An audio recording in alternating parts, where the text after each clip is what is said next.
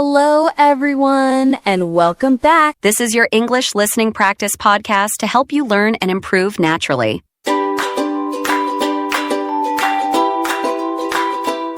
Hey everyone, welcome back. Today, we're talking about something that messes with all of us. Negative thoughts.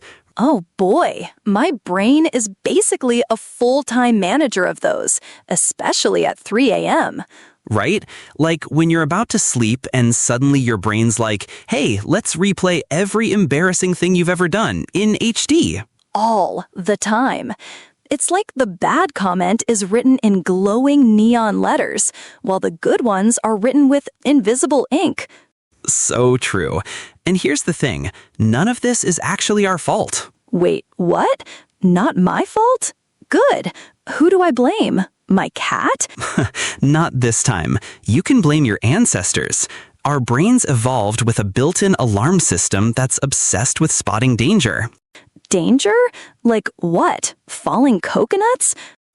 More like tigers in the bushes.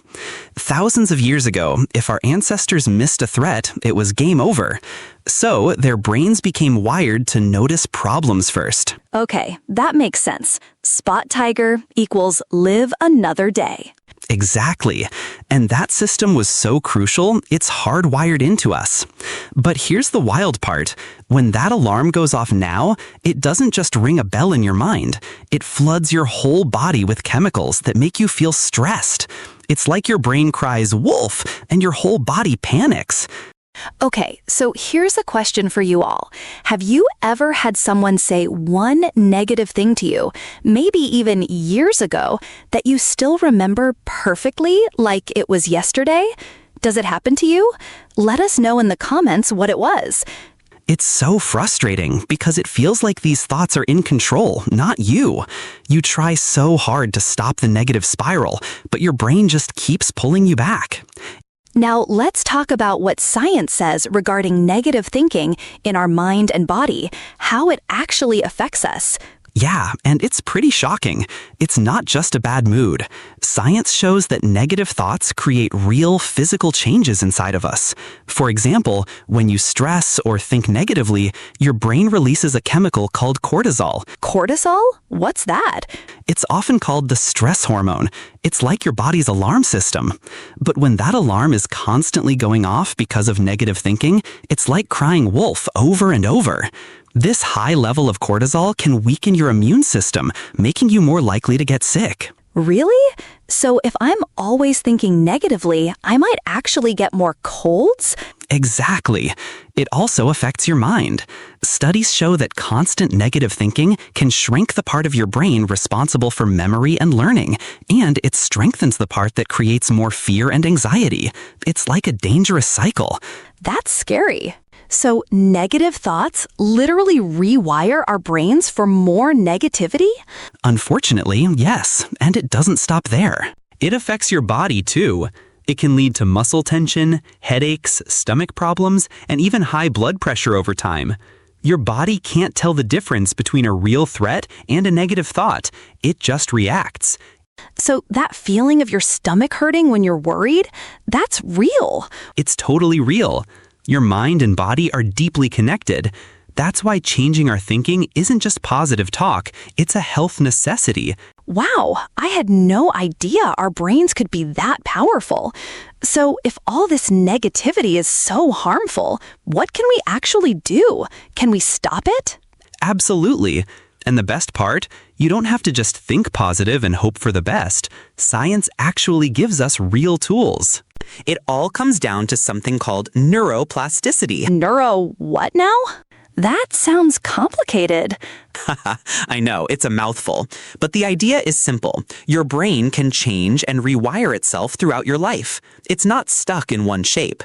You're never trapped in your current thought patterns. Okay, that actually sounds hopeful. But how do we do it? Think of it like a muddy path. Your negative thoughts are like deep ruts in a dirt road. Your brain's mental wheels just keep falling into them. To change it, we build a new, smoother road right next to the old one. And how do we start building that new road? There are a few powerful techniques. One of the simplest is called cognitive reframing. Fancy term, I know, but it just means catching a negative thought and challenging it. Can you give me an example? Sure. Imagine you think, I completely failed that presentation. Instead of letting it run wild, you pause and talk back kindly. Okay, maybe I stumbled a bit, but the main message got across, people asked good questions, and I learned something. Not a failure, just a lesson. Oh, so it's not ignoring what happened, it's just changing the story you tell yourself about it? Exactly.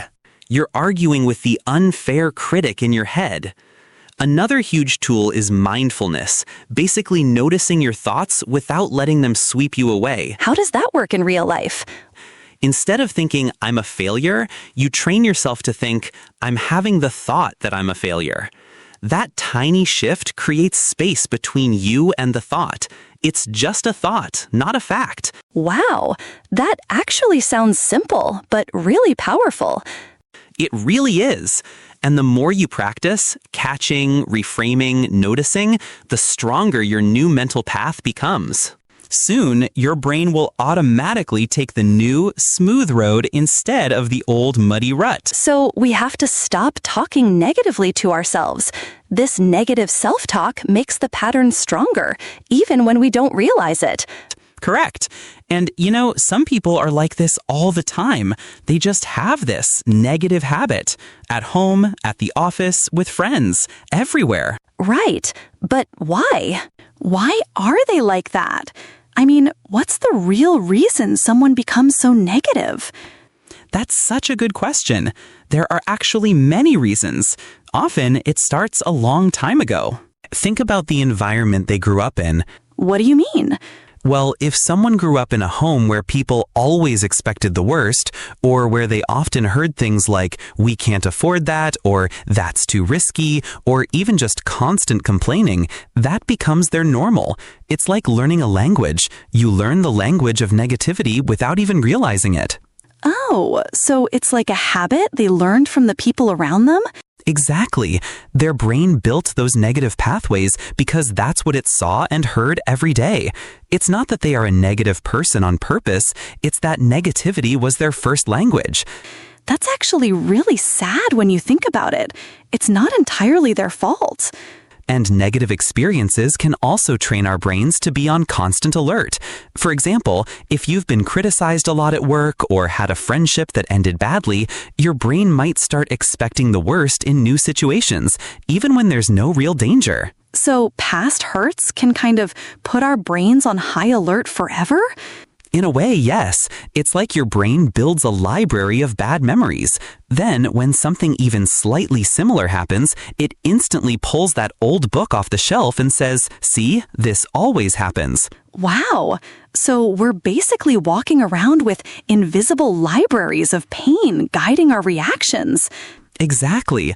But here's the hopeful part. We can write new books. We can't erase the old ones, but we can fill our mental library with new, better stories. Stories of resilience, small wins, and moments where things actually worked out.